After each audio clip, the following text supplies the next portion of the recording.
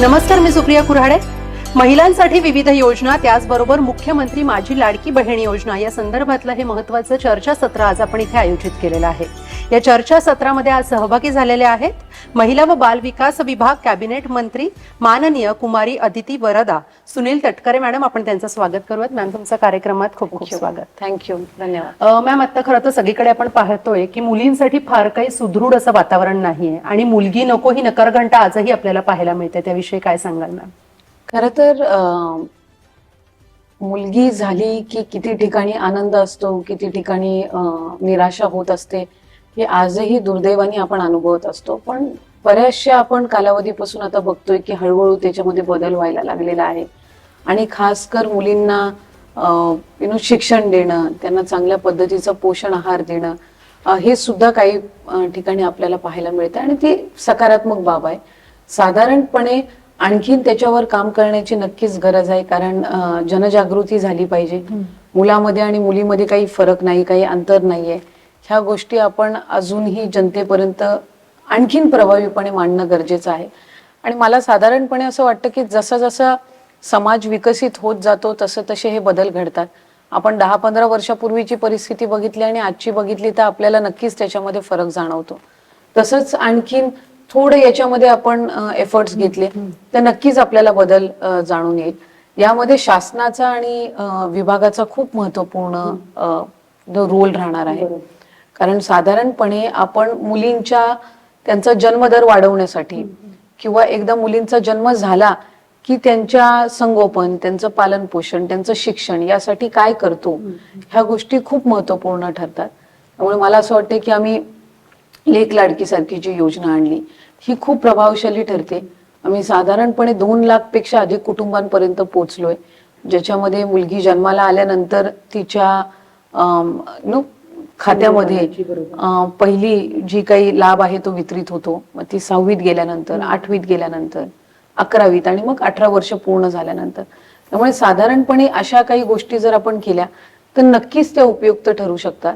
या व्यतिरिक्त उच्च व तंत्रशिक्षण विभागाने निर्णय घेतलेला आहे की उच्च शिक्षण ज्या मुलींना घ्यायचं असेल तर त्यांना मोफत शिक्षणाच्या साठीची योजना आणलेली आहे.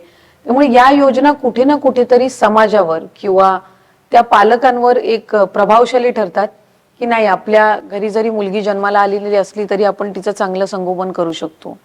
तिला 8वी नंतर 10वी नंतर काही आपल्याला शाळेतून काढण्याची आवश्यकता नाही. ह्या सगळ्या गोष्टी खूप महत्वाच्या असतात. आणि कुठे ना कुठेतरी मुलीचा जन्म झाला म्हणजे मग आता ते कुटुंब कोण सांभाळणार, आणि मग मुलगा असेल तरच तो वंशाचा दिवा असतो. काही प्रमाणामध्ये आहे अजून असते, पण बऱ्याचशा ठिकाणी आपण आज बघतो की या गोष्टी कुठेतरी कमी झालेल्या आहेत. आणि मुलीही चांगल्या पद्धतीनं त्या संधीचं म्हणजे सोनं करण्याचा प्रयत्न करतात.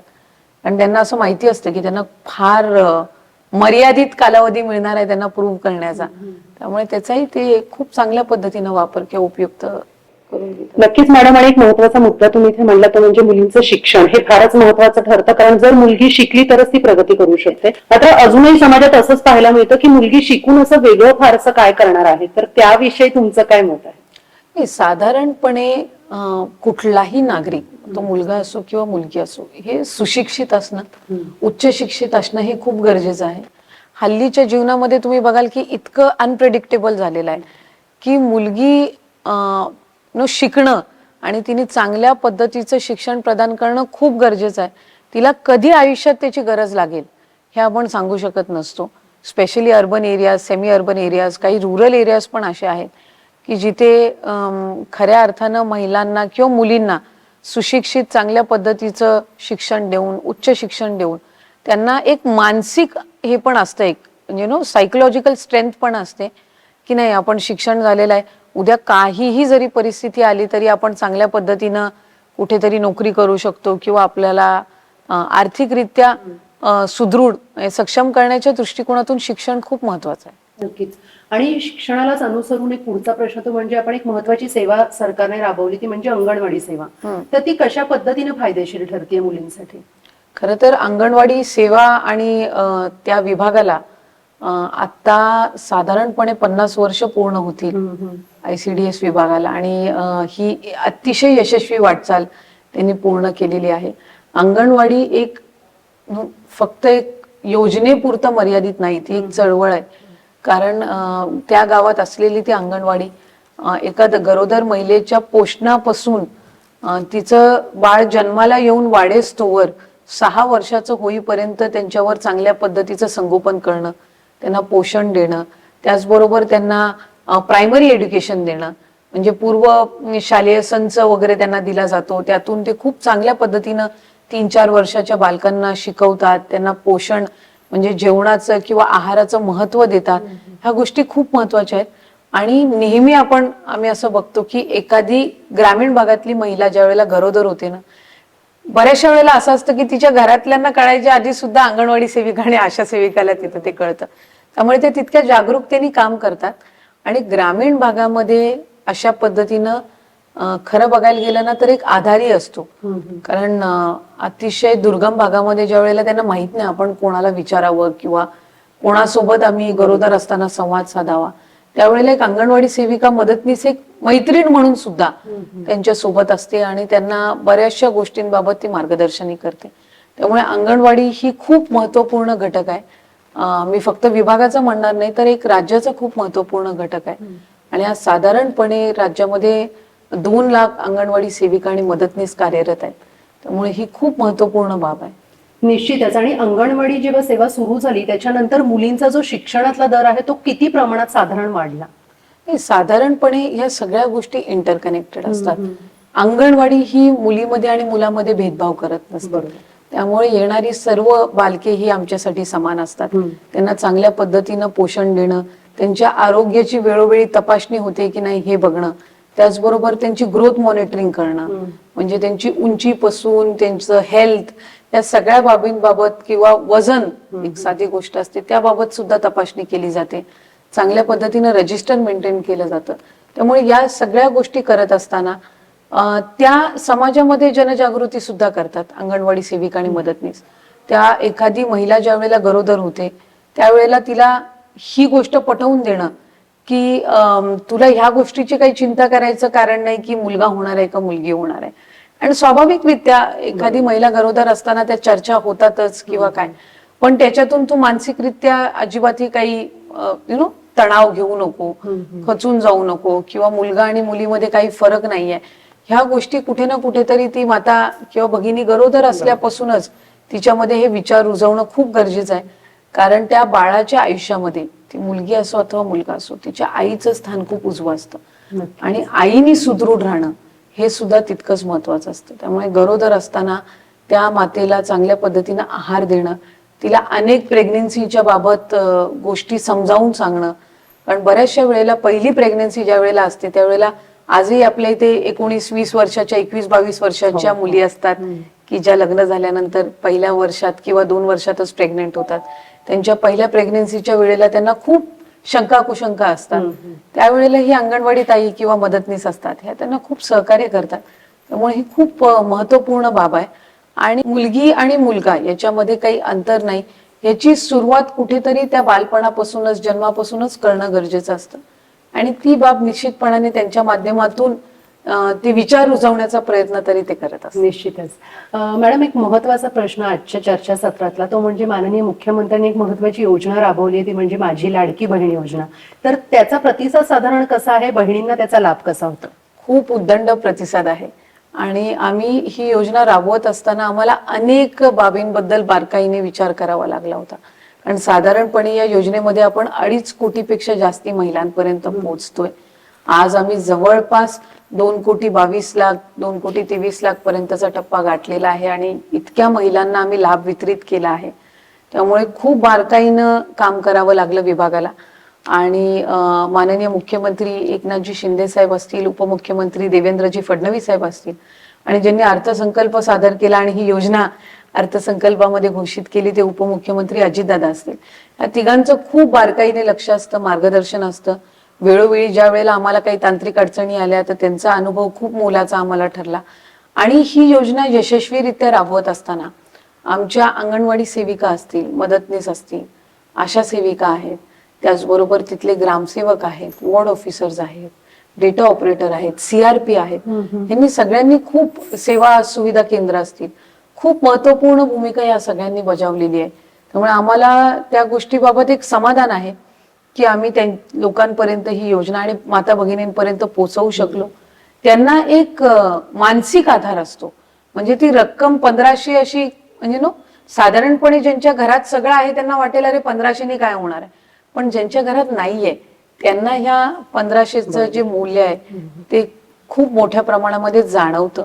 त्यांच्या घर खर्चातून त्यांना बचत करून काही ना काही सुरू करावं लागत होतं, पण आज त्यांना माहितीये की त्यांना महिन्याचे हे 1500 सन्मान निधी येणार आहे आणि ते एक बॅकअप असतं आणि खूप गरजेचं असतं. आम्हाला खूप केस स्टडीज सुद्धा आम्ही केल्या, खूप सक्सेस स्टोरीज सुद्धा आम्हाला करता आल्या, ज्याच्यामध्ये 3000चा लाभ वितरित झाल्यानंतर एका भगिनींनी सायकल घेतलेली आहे, काहींनी काही छोटे मोठे उद्योग सुरू केलेले आहेत, काहींनी 3-4 हजार महिलांनी मिळून एक चांगल्या पद्धतीची एक बँकेत खातं सुरू केलेलं आहे किंवा लोन घेतलेलं आहे, सोसायटी स्थापन केलेली आहे. त्यामुळे अशा खूप सक्सेस स्टोरीज आम्हाला ऐकायला मिळाल्या आणि त्यातून आपल्याला कळतं एक घरकाम करणारी मोलकरीण ज्या वेळेला आपल्याला म्हणते की मला महिन्याला 4,000 मिळत होते, आता हे 1500 मिळणार आहेत, त्यामुळे माझ्या मुलांना काही मला शाळेतून काढण्याची गरज नाही. त्यामुळे ह्या गोष्टी खूप महत्वपूर्ण आहेत. हे सगळे अनुभव आम्हाला ऐकायला मिळाले आणि ही जी योजना आम्ही यशस्वी करू शकलो ती सगळी आमची जी ग्राउंड लेवलवरची यंत्रणा आहे. काही माझ्या अंगणवाडी सेविका मदतनीस आहेत, आशा सेविका, या तर घरटी जाऊन फॉर्म्स भरून घेत होत्या, CRPs आहेत. त्यामुळे कुठलीही योजना यशस्वी करण्यामध्ये यंत्रणेचा खूप मोलाचा भाग असतो. आम्ही प्रतिनिधी असतो, आम्ही ती सगळी राबवून कसं नियोजन करायचं या सगळ्या गोष्टी आम्ही बघत असतो, पण शेवटी ज्या वेळेला ती खालची यंत्रणा राबते आणि ते काम करतात त्याच वेळेला एकत्रितपणाने ती योजना यशस्वी होत असते. आणि आज ती यशस्वी होत असताना ते पाहायला मिळणं, अनुभवायला मिळणं हे त्या विभागाचे एक प्रतिनिधी म्हणून सुद्धा माझ्यासाठी खूप आनंददायी आहे. नक्कीच. मॅडम, तुम्ही या चर्चासत्रामध्ये सहभागी झाला, तुमचे मनापासून आभार. थँक्यू.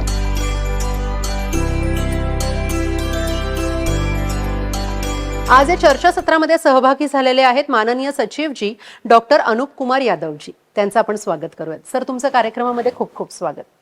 मुख्यमंत्री माझी लाडकी बहीण योजना ही योजना खरं तर महाराष्ट्र राज्यामध्ये एक अत्यंत महत्त्वाकांक्षी आणि लाडकी बहिणींचे जीवनामध्ये एक आधारभूत परिवर्तन करणारी अशी ही योजना आहे असं मला वाटतं. आपल्याला माहिती असेल की ही जी योजना आहे याच्यामध्ये भगिनींचे खात्यामध्ये 1500 रुपये दरमहा म्हणजे वर्षाचे 18,000 रुपये त्यांचे खात्यात जाणार आहे आणि DBTचे माध्यमातून ही प्रक्रिया जी आहे म्हणजे सरळ त्यांच्या खात्यामध्येच पैसे जाणार आहे, मध्ये कोणी असणार नाही. अशा प्रकारे महाराष्ट्र राज्यामध्ये सुमारे जे महिला भगिनी आहे ज्यांचं उत्पन्न 2.5 लक्षपेक्षा कमी आहे अशी सुमारे 2.5 कोटी महिलांच्या खात्यामध्ये दरमहा 1500 रुपये हे DBTद्वारे पाठवण्याची ही योजना आहे. तर अत्यंत महत्त्वाकांक्षी, अत्यंत मोठी स्वरूपाची ही योजना आहे आणि खरोखर मला आनंद वाटते की ही योजना जुलै महिन्यापासून सुरू होऊन आज ते 3ऱ्या महिन्यामध्ये आपण बसलो आहे. तर 1,60,00,000 महिलांच्या खात्यामध्ये जुलै आणि ऑगस्टचे जे पैसे आहेत ते DBTद्वारे गेलेसुद्धा आहे. आता या महिन्याचे ते DBT पुश जे आहे ते आपण 29 तारखेला आपण नियोजन करण्यात आलेलं आहे. त्याच्यामध्ये जुलै, ऑगस्ट आणि सप्टेंबर ह्या 3 महिन्यामध्ये जे भगिनी आपली या योजनेची लाभार्थी झालेली आहेत तर त्यांचे अकाउंटमध्ये आपण DBTच्या माध्यमातून पैसे वर्ग करण्याचं नियोजन केलेलं आहे.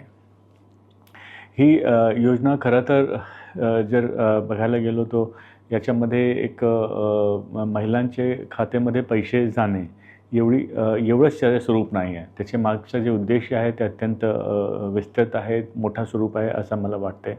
कारण की जे महिला भगिनी आहेत तर त्यांच्या सामाजिक आणि आर्थिक जे सबलीकरण आहे, एम्पॉवरमेंट आहे, ते जे आहे या योजनेच्या माध्यमातून साध्य होणार आहे. किंवा काही आता 2 महिन्याची काही सक्सेस स्टोरीजसुद्धा आपल्या समोर आता यायची सुरुवात झालेली आहे. काही महिला भगिनींनी 18,000 एक महिन्यामध्ये 18,000सुद्धा याच्यामध्ये कमावलेले आहे.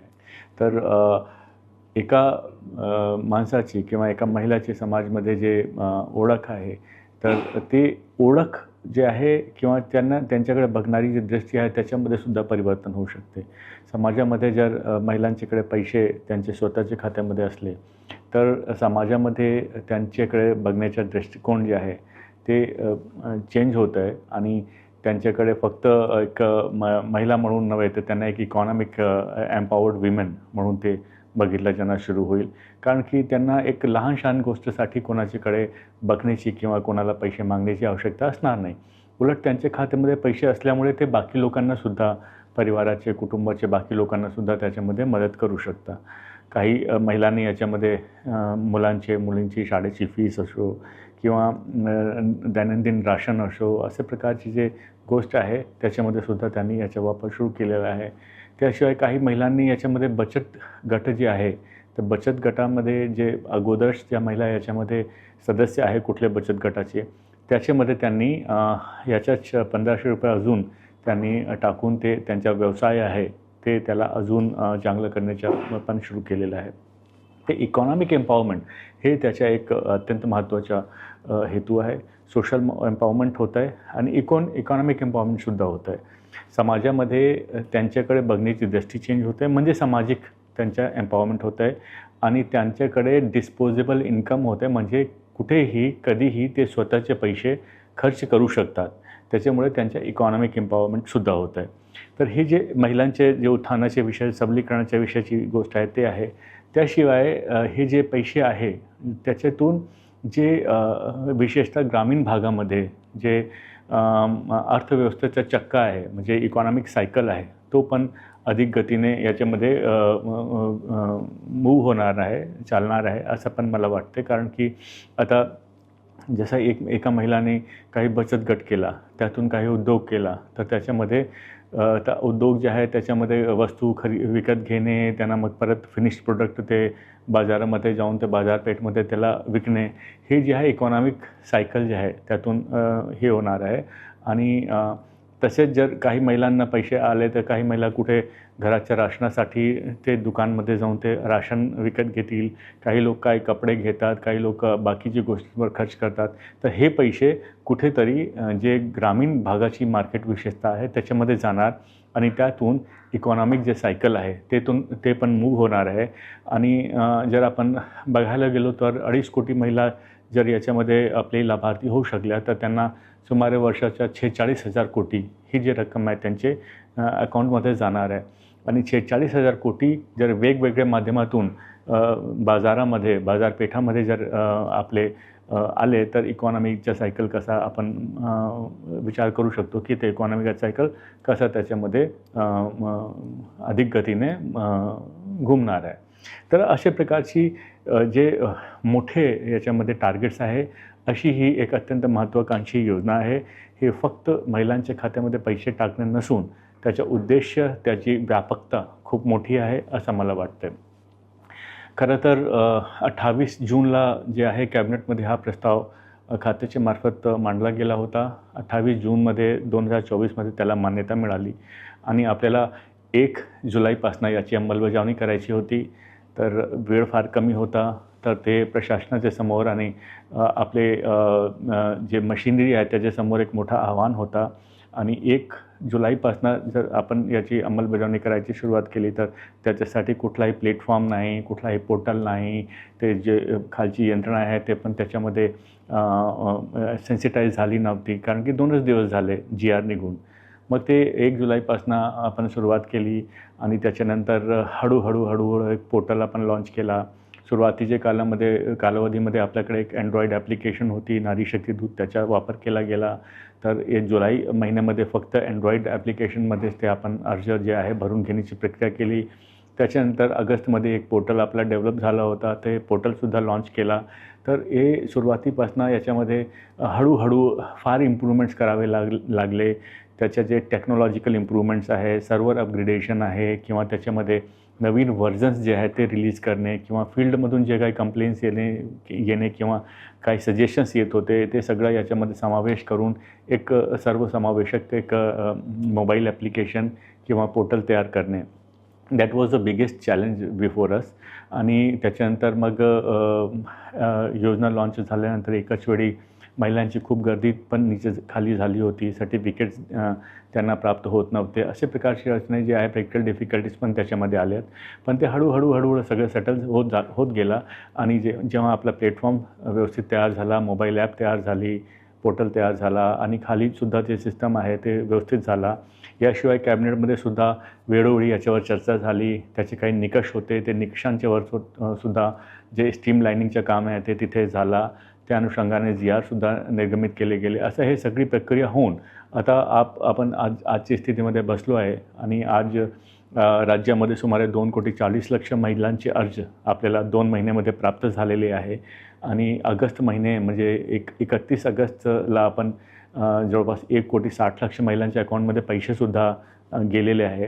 तर असं करून ही योजना आपण आपली पुढे गेली आहे. आणि हे सांगायला वाटत नाही की सांगायला हरकत नाही की this is just a divine blessings, it is all grace of God. कारण की apparently it was a humanly impossible task असं मला स्वतःला वाटतं आहे. तर it was only grace of God that we could complete this scheme in this way, and still it is going on. सगळी महिला भगिनींना या योजनेच्या निमित्ताने शुभेच्छा.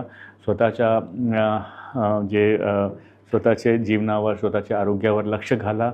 आणि हे जे आपल्याला निधी प्राप्त होत आहे त्यातून स्वतःचं आरोग्य, स्वतःच्या कुटुंबाच्या जे मॅनेजमेंट आहे, तुमच्या जे बजेट आहे किंवा तुमचा जे व्यवसाय आहे किंवा याच्या फायनान्शियल नियोजन कसं करायचं, वित्तीय नियोजन कसं करायचं आहे, त्याच्यावर सुद्धा एक विचार करण्याची तुम्हाला आवश्यकता आहे. तर तुम्ही नक्कीच करणार आहे. कारण की जे सक्सेस स्टोरीज आम्हाला मिळतात त्याच्यामध्ये आताच 2 महिन्यामध्येच आम्हाला जवळपास 2,000पेक्षा जास्त सक्सेस स्टोरीज आपल्याला प्राप्त झालेली आहे. लहान व्यवसाय करूनसुद्धा काही महिलांनी अत्यंत प्रगतिशील विचाराने त्यांनी 18,000 20,000 रुपयेसुद्धा कमावलेले आहे. So this is a very big achievement for ladies. मला असं वाटतं की याच्या जे वित्तीय नियोजन आहे त्याच्यावर तुम्ही भर घाला. विशेषतः जे बचत गटाच्या माध्यमातून किंवा लहान व्यवसाय आहे त्याच्या माध्यमातून तुमचं जे पुढे येण्याचे प्रयास आहे ते नक्कीच याच्यामध्ये साध्य होऊ शकते असं मला वाटते. मनापासून महाराष्ट्र राज्याकडनं, आमच्याकडनं, सर्वांच्याकडनं तुम्हाला खूप शुभेच्छा. All the best. God bless.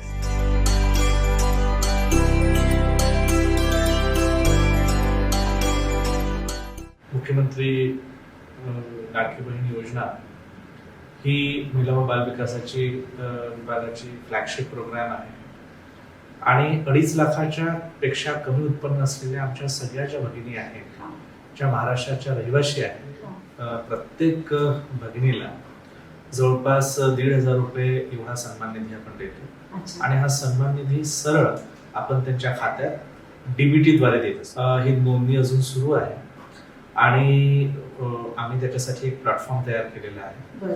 त्या प्लॅटफॉर्मवर ऑनलाईन कोणतीही आमची भगिनी स्वतः नोंदणी करू शकते किंवा अंगणवाडी ताई यांच्याकडे जाऊन त्यांच्या मदतीनं ही नोंदणी आपण करू शकतो. मुख्यमंत्री माझी लाडकी बहीण हे आपण जर वेबसाईटवर टाकलं तर तो गुगलमध्ये तो प्लॅटफॉर्म येतो आणि मग त्या प्लॅटफॉर्मवर आपण लिंक करून आपण आतमध्ये त्याच्यामध्ये जाऊ शकतो. या महिन्याच्या शेवटीपर्यंत ती योजना लागू राहणार. ही योजना फक्त ऑनलाईन आहे.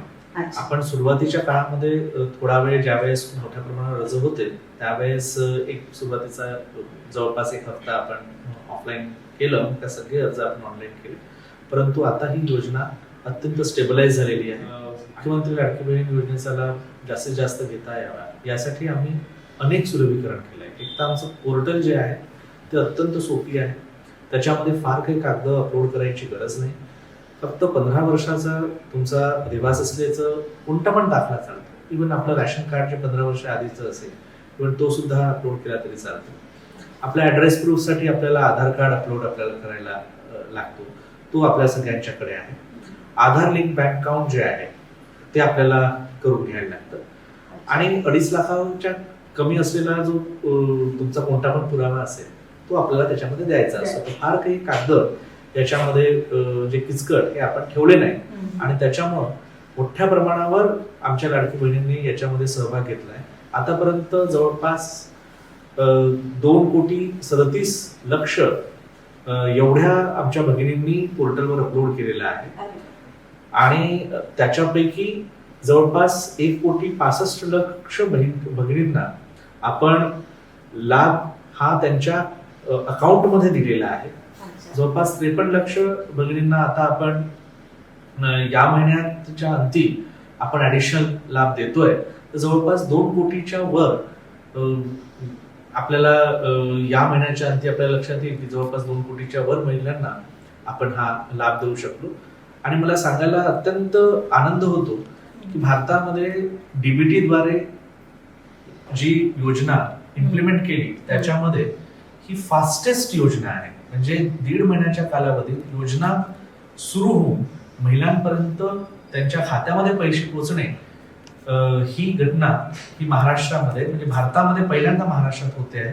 तर याकरता आमची जेवढी काही जिल्हाधिकारी असतील, मुख्य कार्यकारी अधिकारी असतील, म्युन्सिपल कमिशनर्स असतील, महिला व बाल विकास विभागाचा आमचा संपूर्ण स्टाफ, आमच्या अंगणवाडी ताई असतील, या सगळ्यांना मी याबद्दल विशेष धन्यवाद देतो. कारण की त्यांच्या अथक परिश्रमामुळेच ही योजना आज भारतातली फास्टेस्ट डीबीटी योजना म्हणून ओळखल्या जाते. पहिले तर लाडकी बहीण योजनेचं आमचं जे पोर्टल आहे त्या पोर्टलमध्ये जायचं असतं. त्या पोर्टलमध्ये गेल्यानंतर आपल्याला नाव, डिटेल्स, आपले जे पर्सनल डिटेल्स आहेत, फोन नंबर, आपले बाकीचे कुठे राहताय आपण, हे संपूर्ण आपले डिटेल्स टाकावे लागतात.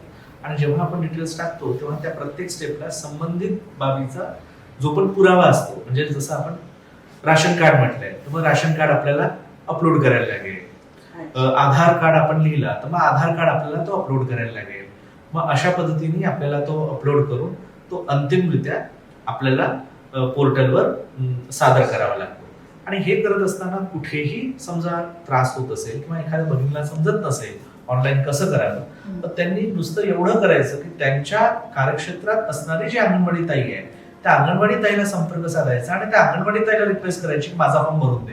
आपण प्रत्येक अर्जापोटी अंगणवाडी ताईला 40 रुपये देतो. त्याच्यामुळं अंगणवाडी ताईला पण मोटिवेशन आहे की जर जास्तीत जास्त महिलांचा जर त्यांनी अर्ज भरलं तर त्यांना त्याचे इन्सेंटिव्ह पण प्राप्त होतात. तर त्यामुळं जर कुठेही काही कळलं नाही तर फक्त आपली कागद घेऊन आपण अंगणवाडी ताईकडे गेला तर सगळी जी प्रोसेस आहे ती आपल्याला अंगणवाडी ताई करून द्या. 2.5 लक्ष रुपये पेक्षा कमी ज्यांच्या पण महाराष्ट्रातील रहिवासी आमच्या भगिनी आहे त्या सर्वांना हा लाभ आपण देऊ. एकतर आपण डायरेक्टली जाऊ शकता, जसं मी आपल्याला सांगितलं, ऑनलाईन आपण सरळ मुख्यमंत्री माझी लाडकी बहीण असं गुगलमध्ये टाईप केलं की आपल्याला पहिला तो पोर्टलचा वेबसाईट आपल्याला प्राप्त होते. जर आपल्याला ऑनलाईन कठीण जात असेल तर सरळ आपण आमच्या अंगणवाडी ताईला संपर्क साधला. आपल्या प्रत्येक गावामध्ये अंगणवाडी आहे आणि अंगणवाडी ताई आहे. जवळपास 1.25 लाख अंगणवाडी ताई आमच्याकडे कार्यरत आहेत महाराष्ट्रात. तर आपल्या क्षेत्रातल्या अंगणवाडी ताईंशी आपण संपर्क साधला आणि आपले कागद त्यांना दाखवले तर तेच अपलोड करू. शहरामध्ये सुद्धा अंगणवाडी ताई नक्कीच असतात, कारण की आमच्याकडे शहरामध्ये सुद्धा अर्बन CDPOs आहेत आणि शहरामध्ये सुद्धा अंगणवाड्या आहेत. आणि समजा अंगणवाडी ताईंच्याकडे जास्त काम शहरामध्ये होत असेल तर इव्हन आम्ही वॉर्ड ऑफिसरच्या लेवलवर सुद्धा त्यांना अलाउ केलेला आहे. तिथे वॉर्ड ऑफिसमध्ये जाऊन सुद्धा अर्ज भरला जाऊ शकतो. मोठा कार्यक्रम आम्ही माननीय मुख्यमंत्री महोदयांचा पुण्याला घेतला, त्याच्यानंतर नागपूरला घेतला आणि विविध ठिकाणी कार्यक्रमाला मोठ्या प्रमाणावर भगिनी आल्या आणि येऊन त्यांनी माननीय मुख्यमंत्री महोदय, माननीय उपमुख्यमंत्री महोदय आणि माननीय मंत्री महोदया श्रीमती अदिती तटकरे यांचं धन्यवाद व्यक्त केला वेगवेगळ्या ठिकाणी जाऊन. आणि त्याच्यामुळं आमचा असं लक्षात येतंय की जिथे जिथे महिलांना पैसे गेले तिथे तिथे महिलांमध्ये एक मोठ्या प्रकरणाचा उत्साह हा निर्माण झालेला आहे. मुख्यमंत्री लाडकी बहीण योजना ही लोकांपर्यंत पोहोचवण्यासाठी, विशेष करून आमच्या भगिनींपर्यंत पोहोचवण्यासाठी मोठ्या प्रमाणावर आपण मेळावे घेतोय. तालुका लेवलवर, जिल्हा लेवलवर, विभागीय स्तरावर. आणि या सर्व मेळाव्यांना सर्व जिल्ह्याचे माननीय पालकमंत्री उपस्थित असतात. आमच्या मंत्री महोदया अदिती तटकरे या संबंध महाराष्ट्रामध्ये वेगवेगळ्या जिल्ह्यात फिरत असतात आणि तिथे मेळाव्यांमध्ये त्या आपली उपस्थिती देतात. तसंच माननीय मुख्यमंत्री महोदय, माननीय उपमुख्यमंत्री महोदय हे सुद्धा वेळोवेळी या मेळाव्यांना भेट देत असतात. याच्या व्यतिरिक्त मला आपल्याला सांगावं असं वाटेल की मुख्यमंत्री लाडकी बहीण योजना ही अशा प्रकारची योजना ही बाकी राज्यात पण आहे. पण आपल्या राज्यात हे थोडं वेगळे आहे. त्याचं कारण असं की मुख्यमंत्री लाडकी बहीण योजना लोकांचा असा थोडासा कल आहे की हा फ्रीबी वाटण्याचं काम आहे आणि महिलांना फक्त आपण पैसे देतो आणि महिला कुठेही खर्च करतील. तर असं नसून मुख्यमंत्री लाडकी बहीण योजना ज्या वेळेस आली त्याच्या आधी आपण मुख्यमंत्री महिला सशक्तीकरण अभियान असा जी आर काढला आणि त्याच्यानंतर मुख्यमंत्री लाडकी बहीण योजना आली. म्हणजे सगळ्यात पहिले महिला सशक्तीकरणासाठी आपण जी आर काढला. त्याच्यामध्ये डीपीसीचा 1% हा महिला सशक्तीकरणासाठी ठेवला. त्याच्यामध्ये आपण सर्व प्रकारे महिलांना ट्रेनिंग देणे, त्यांचे उद्योगधंदे उभारून देणे यासाठीचा सुरुवातीचा आपण प्रयत्न केला. त्यानंतर मुख्यमंत्री लाडकी बहीण योजना आपण आणली. त्याच्यामध्ये जवळपास 1,500 रुपये आपण प्रत्येक भगिनीला देतो आणि हे पैसे त्यांना 1,500 रुपये मिळाल्यानंतर या पैशाचा उपयोग हा केवळ त्यांनी कन्झम्पशनसाठी न करता या पैशाचा उपयोग त्यांनी महिला बचत गटांच्या माध्यमातून एकत्र येऊन स्वतःचा उद्योगधंदा उभारावा यासाठी करावं असा पण शासनाचा मानस आहे. आणि त्यामुळं 10 सप्टेंबरला मी परत एक नवीन जी आर काढली आणि या जी आरच्या अनुषंगानं प्रत्येक जिल्ह्यामध्ये महिला बचत गटांचे जवळपास 5,000 महिला बचत गटांचे एक मेळावे हे ऑर्गनाईज करण्याचे आम्ही निर्देश दिले. आणि आता प्रत्येक जिल्ह्यामध्ये महिला बचत गटांचे मेळावे होतात आहे. त्यांना आर्थिक साक्षरता महिलांना, तशा महिला आर्थिक साक्षरी असतातच कारण की पुरुषांपेक्षा महिला ह्या जास्त पैसे जपून त्याचा चांगला उपयोग कसा करावा हे त्यांना माहिती आहेच. ते काही वेगळं सांगण्याची भारतीय महिलांना गरज नाही. परंतु आधुनिक काळामध्ये या पैशाचा उपयोग त्या कशा करू शकतील याचा आम्ही मार्गदर्शन प्रत्येक जिल्ह्यात त्यांना देतो आहे. दररोज आमच्या वेगवेगळ्या व्हिडिओ कॉन्फरन्सेस होतात आहेत. त्यातून आम्ही आमचे जे फील्ड ऑफिसर्स आहेत त्यांना सांगतो आहे एक्सपर्ट्स कोणते ठेवावे, कोणकोणत्या पद्धतीचं त्यांना ट्रेनिंग द्यावं याचा एक पूर्ण आराखडा आपण तयार करून ठेवला आहे. आणि एवढंच नव्हे तर आपण यशस्विनी हा एक प्लॅटफॉर्म तयार केला. आता यशस्विनी जो प्लॅटफॉर्म आहे तो आहे महिला बचत गटांचं ऑनलाईन मार्केटिंग. जे महिला बचत गट जे पण प्रोडक्ट तयार करतात त्यांचं ऑनलाईन मार्केटिंग करण्याचा हा प्लॅटफॉर्म आहे. त्याच्यामध्ये आपण महिला बचत गट आणि महिला फेडरेशन्स यांना एकत्र करतोय आणि हा प्लॅटफॉर्म जो आहे हा त्यांचाच आहे. भावीन आणखीन महिला व बालविकास विभाग यांनी तो मदतीची भूमिका आहे. परंतु या प्लॅटफॉर्मचं जे ओनर असतील, या प्लॅटफॉर्मचं जे सगळं काही काम करायचं जे आहे हे सगळं जी फेडरेशन असणार आहे यशस्विनीची ते करणार आणि त्यातून मग महिला बचत गटांचे जे पण प्रोडक्ट्स आहेत ते प्रोडक्ट्स ऑनलाईन विकल्या जातील आणि ऑनलाईन येण्यासाठी कोणत्याही प्रकारचे शुल्क नाही. हे टोटली जे आहे हे निशुल्क आहे. प्रतिक्रिया नक्कीच फार उत्साही आहे. मागच्याच आठवड्यामध्ये मी आणि आमच्या सन्माननीय मंत्री महोदया अदिती तटकरे हे आम्ही नागपूरला गेलो. महिलांशी फार चांगला आमचा संवाद झाला आणि आम्हाला काही गोष्टी ज्या कळल्या त्या आमच्या विचाराच्या पलीकडे महिलांनी प्रगती केलेली दिसली. पहिली गोष्ट अशी झाली की काही महिला एकत्र आल्या नागपूरमध्ये, जवळपास 3,000 महिला, आणि यांनी एकत्र येऊन जो पहिला हप्ता आम्ही जो 3,000 रुपयाचा त्यांना दिला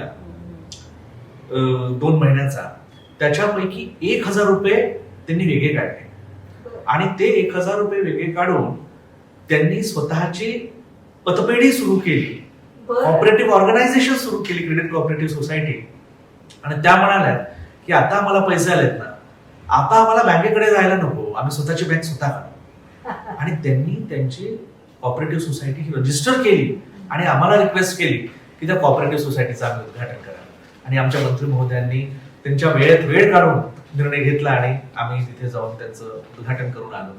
दुसरा आम्हाला फार चांगला एक अनुभव याच्यातून मिळाला की कोराडी देवस्थान आहे नागपूरला, त्या ठिकाणी मुख्यमंत्री सशक्तीकरण अभियान याच्या अंतर्गत आणि मुख्यमंत्री लाडकी बहीण याच्यासोबत कॉन्व्हर्जन्स करून आपण एक अगरबत्ती क्लस्टर महिलांचा तयार केला.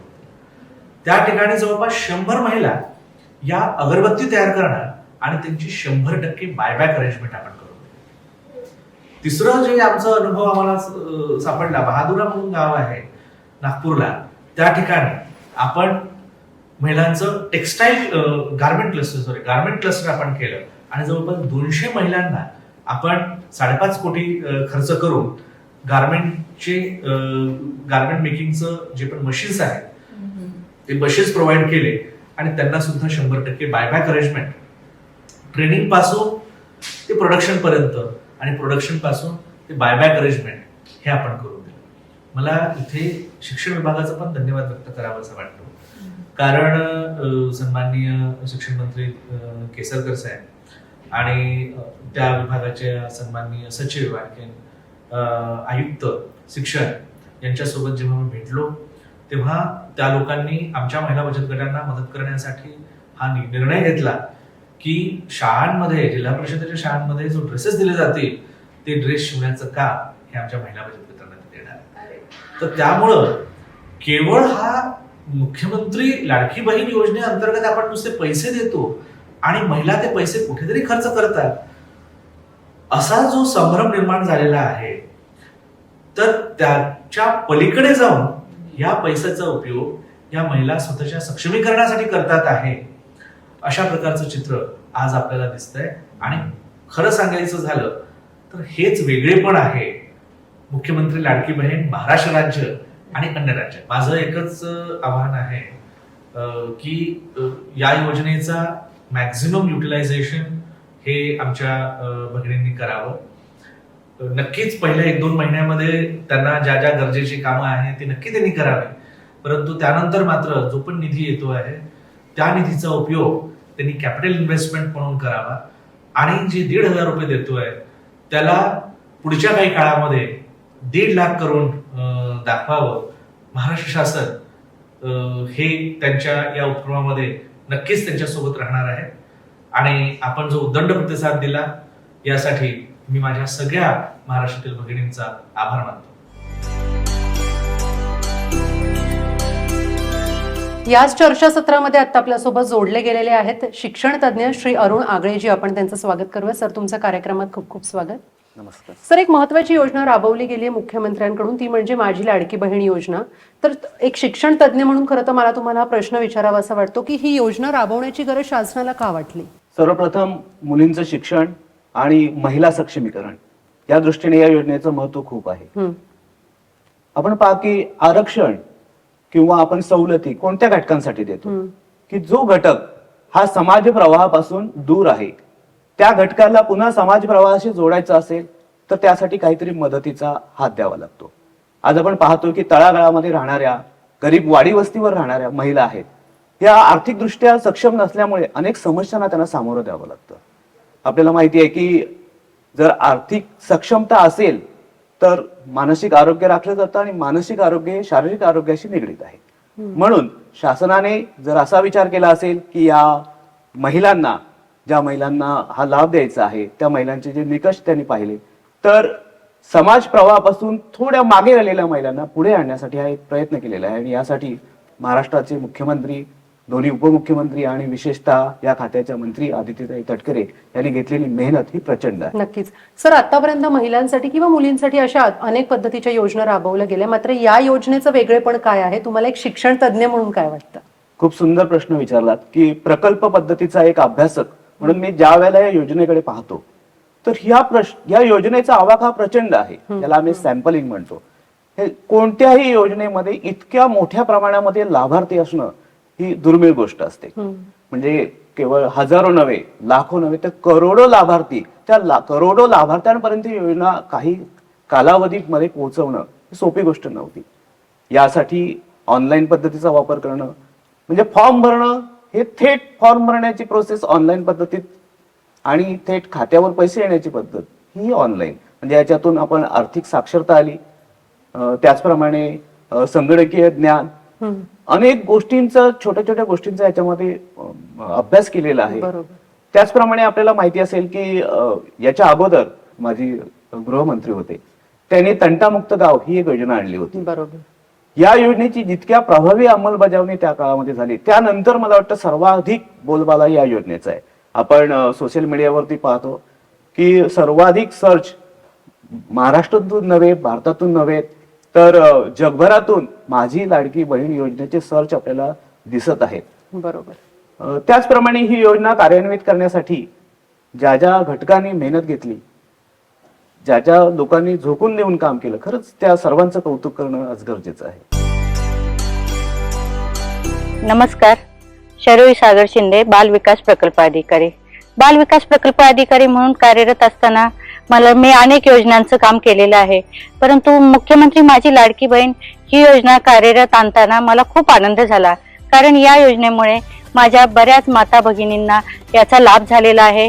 बऱ्याच जणींना मला त्यांच्याशी संवाद साधता आलेला आहे आणि त्यांच्या चेहऱ्यावरचा हास्य व आनंद बघताना खूप आनंद होत आहे. कारण स्वतःहून त्या इथं येऊन मला सांगत आहेत की माझा मच्छीचा व्यवसाय मी मोठ्या प्रमाणात वाढवला. कोण म्हणतं की माझ्या लाईट बिल मी भरलेलं आहे, तर कोण सांगतं की माझ्या शाळेतल्या माझ्या मुलीची फी भरलेली आहे. हे सर्व ऐकत असताना खरोखरच आपण या लोकांपर्यंत आम्ही कधी कॅम्प घेतले, कधी माता मीटिंग घेतल्या, कधी अंगणवाडी ताईंच्या मीटिंग घेऊन त्यांना वेगवेगळ्या गोष्टीबाबत याबाबत जे काही JR आहे किंवा योजनेच्या अटी शर्ती आहेत किंवा लाभार्थ्यांपर्यंत पोहोचवण्यासाठी त्यांचे जे काय लाभार्थ्यांना कशा पद्धतीने मार्गदर्शन करायचे हे सर्व काही सांगितलं. परंतु त्याचा नक्कीच आता आम्हाला फायदा जाणवत आहे. जवळजवळ 25,000 महिलांना या योजनेचा आमच्या तालुक्यात लाभ झालेला आहे. नक्कीच सर, तुम्ही खरं तर खूप छान माहिती दिली आणि याचा सगळा जो फायदा आहे तो लोकांपर्यंत होईल, लोकांनाही होईल आणि ही सगळी माहिती त्यांना कळेल की तुम्ही कशा पद्धतीने ह्याचं सगळं विस्तृत संपूर्ण माहिती दिली. तुमचे मनापासून आभार. तुम्ही या चर्चासत्रामध्ये सहभागी झाला. आपल्या या चर्चासत्रामध्ये काही लाभार्थी घटक सुद्धा जोडले गेलेले आहेत. आता आपण त्यांच्याशी संवाद साधणार आहोत. ताई, माझा एक महत्त्वाचा प्रश्न आहे तुमच्यासाठी. मुख्यमंत्री माझी लाडकी बहीण योजना ही तुम्हाला कशी कळाली आणि याची नोंदणी तुम्ही कशी केली? नमस्कार, माझं नाव मनीषा मंगेश आरेकर. लाडक्या बहिणीची योजना हे करण्यासाठी मी अंगणवाडी सेविकाकडे गेले. तिथे फॉर्म भरले, लागणारे जे डॉक्युमेंट होते ते सगळे त्यांच्याकडे दिले आणि तिथे जाऊन फॉर्म भरले. दुसरा महत्त्वाचा प्रश्न की तुम्हाला पहिला हप्ता कधी मिळाला? पहिला हप्ता मला मिळाला 3,000. भरपूर आनंद झाला. मला तेवढी मदत झाली. माझ्या मुलीची डिलिव्हरी झाली, त्याच्यासाठी मला ते उपयोगाला आले पैसे. खरं तर या योजनेमुळे तुम्हाला किती आनंद झाला हा प्रश्न मी तुम्हाला पुढे विचारणार होते, पण तुमच्या सगळ्यांच्या चेहऱ्यावरच तो सगळा आनंद झळकतोय. तर काय सांगाल तुम्ही मला? भरपूर आनंद झाला. म्हणजे जे सुरुवातीला पैशांचे थोडेफार प्रॉब्लेम होते, सुरुवातीला 3,000चा हप्ता आला. त्याच्यानंतर ते पैसे कुठेतरी सुरुवातीला म्हणजे गरज होती, ती गरज पूर्ण झाली. म्हणजे या योजनेच्या मार्फत तुम्हाला नेमकं काय मिळालं? तुम्ही सरकारला काय सांगाल? योजना काढून आम्हाला आमच्यासारख्या महिलांना सक्षम केलं. म्हणजे थोडेफार मदत झाली. पुढे सुरुवातीला आमच्याकडे पैसे नव्हते, ते पैसे काही महत्वाच्या गोष्टींसाठी ते मार्गी लागले. ताई, या योजनेचा लाभ इतर कोणालाही होऊ शकतो का? तुम्ही त्या सगळ्यांना काय सांगाल? नमस्कार, दिशा दशरथ पवार. इतरांना नक्कीच लाभ होऊ शकतो ही मला खात्री आहे आणि खूप छान पद्धतीने सरकारने ही योजना काढले. त्याचा सगळ्या महिलांना खूप चांगल्या प्रकारे लाभ मिळाला आहे. धन्यवाद. तुम्ही या चर्चासत्रामध्ये सहभागी झालात आणि आमच्याशी संवाद साधलात. या चर्चासत्रामध्ये अंगणवाडी सेविका सुद्धा इथे सहभागी झालेल्या आहेत. आपण त्यांच्याशी संवाद साधणार आहोत. ताई, माझा तुम्हाला सर्वात महत्त्वाचा प्रश्न आहे आणि पहिला प्रश्न आहे तो म्हणजे की ही जी योजना आहे याचा तुमच्या भागामध्ये नेमका प्रतिसाद कसा आहे? नमस्कार, मी प्रणाली पांडुरंग सानप, अंगणवाडी सेविका. ह्या योजनेचा प्रतिसाद आमच्या लाभार्थ्यांमध्ये खूप उत्स्फूर्तपणे चालू आहे. खूपच उत्साह त्या लाभार्थ्यांच्या चेहऱ्यावर आम्हाला दिसत आहे आणि खूप उत्साहाने ते आमच्याकडे फॉर्म भरण्यासाठी येत आहेत. योजनेची माहिती देताना आम्ही प्रथम त्यांना त्यांचे वयोगट सांगितले. वयोगट सांगितल्यानंतर त्यांना लागणारे कागदपत्र सांगितले. ज्या काही अटी शर्ती आहेत त्या त्यांना समजावून दिल्या आम्ही. आणि त्याच्यानंतर ते फॉर्म ते आमच्याकडे ऑफलाईन, ज्यांना कोणाला ऑफलाईन भरता येत नव्हते त्याला आम्ही अंगणवाडी सेविकेनी खूप चांगल्या प्रकारे त्यांच्याकडून ते ऑफलाईन भरून घेतले. आणि त्याच्यानंतर मग ते ऑफलाईन फॉर्म आम्ही अंगणवाडी सेविकेने आमच्या अंगणवाडीचं कामकाज सांभाळून ते ऑनलाईन सुद्धा केले. ताई, तुम्ही अनेक जणांशी संवाद साधता, तर लाभार्थ्यांना तुम्ही ही योजना कशा पद्धतीने समजावून सांगता? ही मुख्यमंत्री माझी लाडकी बहीण योजना समजावून सांगताना आम्ही प्रथम महिला सभा घेतल्या.